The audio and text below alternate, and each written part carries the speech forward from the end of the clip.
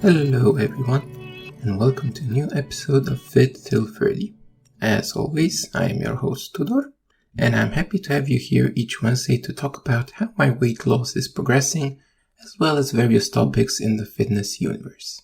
This week, I want to discuss a bit more about my past regarding weight loss, and I wanted specifically to discuss about my experience with running.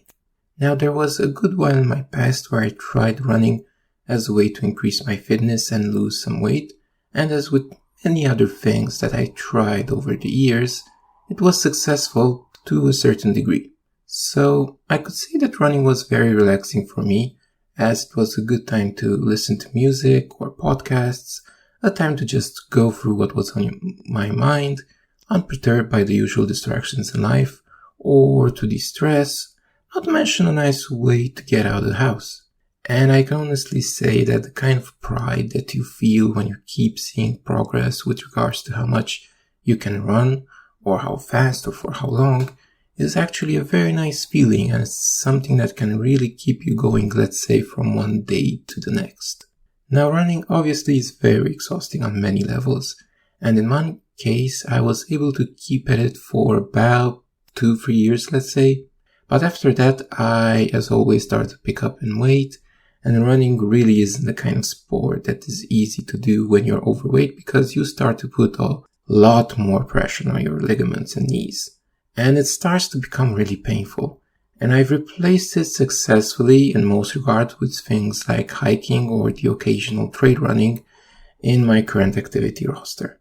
However, for me, running still has a special place in my heart, and I hope I can return to it once I have a more reasonable weight. Now let's go into a bit more detail about my experience with running. I guess it all started around 2016 when I decided that I wanted to at least learn how to run 5 kilometers. So I followed, and by the way, I recommend to anyone that wants to get started with running to also do this, an app that is called Couch to 5K. So the idea is that you can take someone that has absolutely no experience with running, colloquially called the couch potato, and by following the app's training calendar and instructions, they can become able to run 5 kilometers in one go. Now, the program is very effective, and it usually shouldn't take you more than, let's say, 3 months at most to reach this goal. So the barrier to entry isn't as high as you'd think.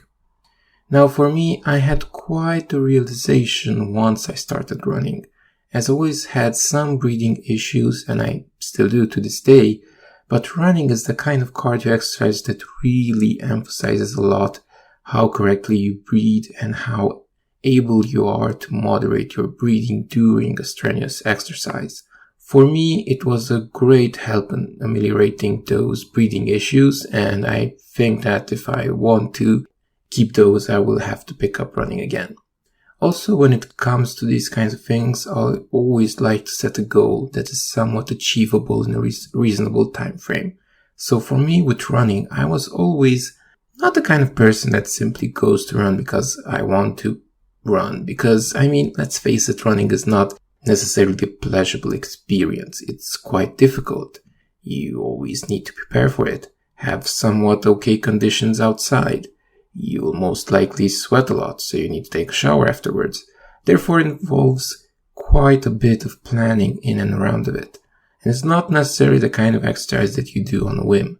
So for me, what made it achievable to run, so to speak, is the fact that I set a goal to myself. In 2016, when I started to run, it was to reach 5K in a single run using one of the many Couch to 5K apps available, as I mentioned. Now, the way I made it kind of official, the goal that is that I took part in a local marathon.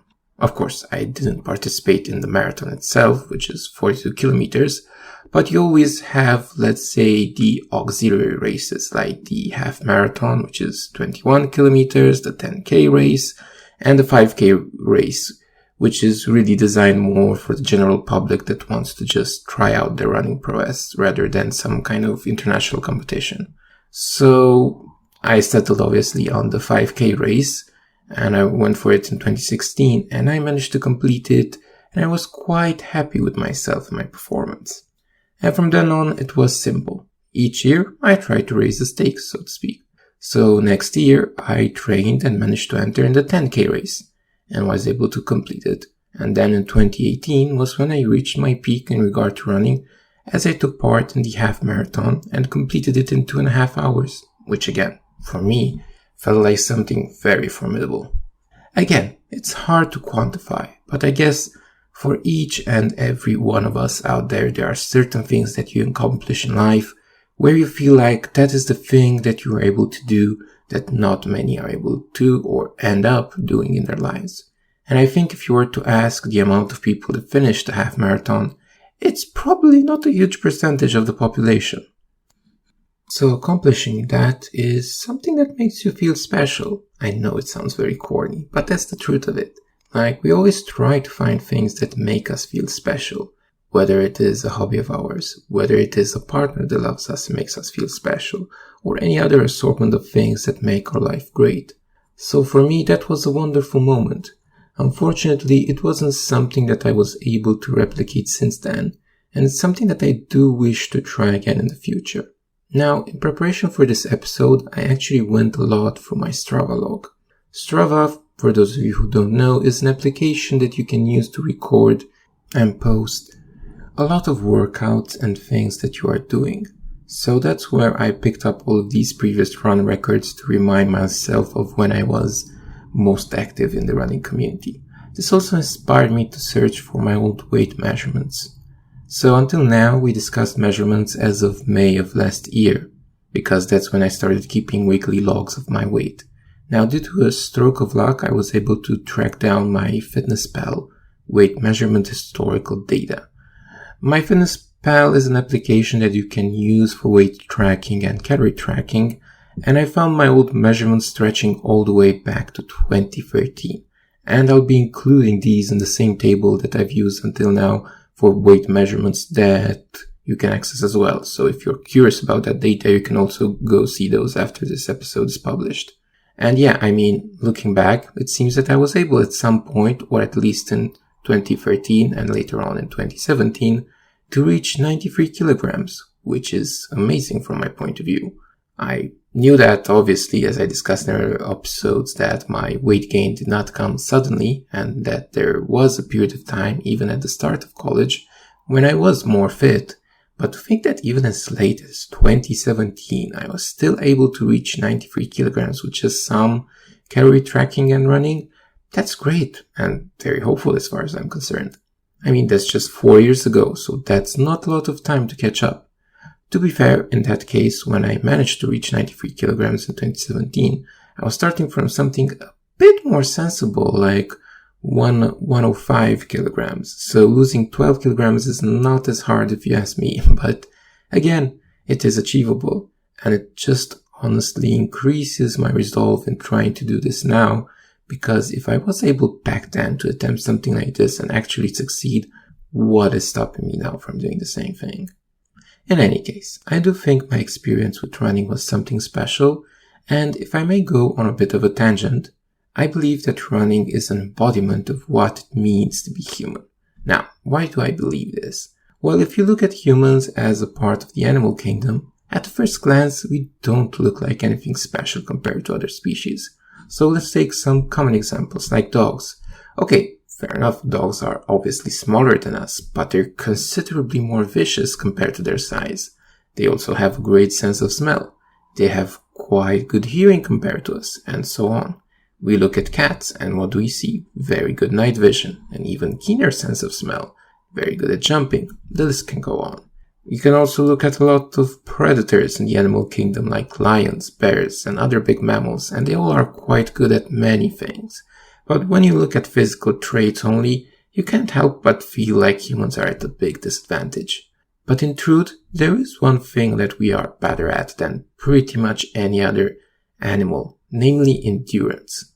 And I know that feels hard to believe, but when it comes to walking and running long distances, this is a feat humans excel at. So for other animals, they usually tend to be much faster than a human, but for much smaller periods of time. And I think a very famous example is the cheetah that can run extremely fast, but their body will overheat after not even a minute of running. So for them, the objective is to catch their prey in that time frame or they will suffer a cardiac arrest from the temperature spike. But for humans, one of the things that we commonly complain about, but which is actually very useful in raising our endurance, is the process of sweating. So that means that we have a method of avoiding overheating the body easily. Our hunter-gatherer ancestors would also carry water with them, meaning even after sweating from running after prey, they could continue chasing without stopping to find a river, a luxury their targets didn't have. Therefore, the fact that humans can't run as fast was irrelevant, as they would simply wait for their meat source, so to speak, to collapse from exhaustion. Since it would start to overheat, it couldn't stop to drink water and couldn't sweat to eliminate that excess heat. I find this method of hunting intensely fascinating, and that's a side of our legacy and history that I feel it's kind of a shame not to express in our current times. Of course, without the chasing prey part. It's kind of the same as when you say that a child is gifted at something, and it would be a shame if they didn't pursue it further. I think all of us humans are gifted in this regard with running, so I feel like it's something that we should all at least try at some point. Of course, I can completely understand that it may seem daunting, because it was the same for me at first, that running may seem like this very messy, hard, exhausting activity that doesn't feel pleasurable in any way. But again, running is the kind of activity with highs and lows. Most of the time you spend running, you will probably hate it. But I feel like nothing compares to that feeling you experience when you've done a particularly long run, or for example participated in an unofficial race and reached the finish line. I think that feeling that you feel in those situations is something very special that anyone should at least try once. And if even after that you still feel like running isn't something that you want, then all the power to you. You're free to do what you want. But I do feel like it's something that you should give a chance at least once and see how it works out for you in the long run. Pun intended.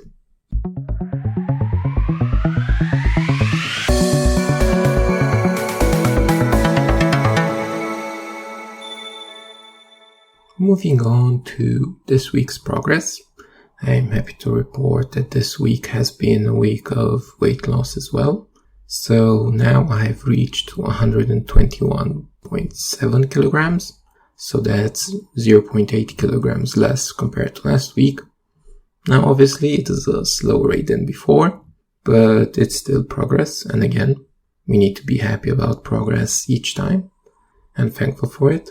And I also believe that this week has been a pretty busy week. Like I managed to go kayaking for a few hours, which was a nice new experience that I'm going to try to do more often because I feel like it was a nice way of doing exercise without feeling too tired. And I also did a quite nice long, let's say forest trail with my dogs, which was also very nice. And it's good to give them a bit more activity as well as me. And again, I'd love to repeat that as much as possible, at least in the weekends. So all in all, this was a good week and a nice discussion, I'd like to think. So thank you so much for listening, and I look forward to hearing from you next week. Cheers.